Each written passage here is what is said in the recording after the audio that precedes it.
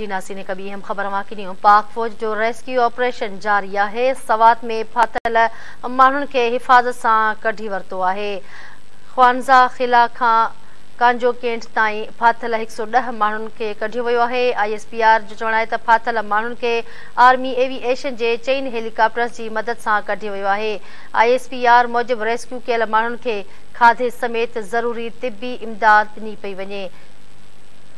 जी नाज़रीन ख़बर वांखे ॾियूं पिया पाक फ़ौज जो रेस्क्यू ऑपरेशन जारी आहे। सवात में फाथल माण्हुनि खे हिफ़ाज़त सां कढी वरितो आहे जॾहिं त ख्वानज़ा क़िला खां कांजो कैंट ताईं फाथल 110 माण्हुनि खे कढियो वियो आहे। ISPR जो चवणु आहे त फाथल माण्हुनि खे आर्मी एविएशन जे 4 हेलीकॉप्टर्स जी मदद सां कढी वरितो आहे। ISPR मूजिबि रेस्क्यू कयल माण्हुनि खे खाधे पीते समेत तिबी इमदाद ॾिनी पई वञे।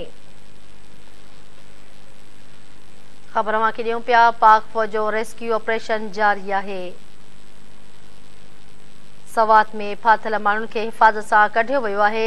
ख्वानज़ा क़िला खां कांजो कैंट ताईं फाथल 110 माण्हुनि खे कढियो वियो आहे। ISPR मूजिबि फाथल माण्हुनि खे आर्मी एविएशन जे 4 हेलीकॉप्टर्स जी मदद सां कढियो वियो आहे।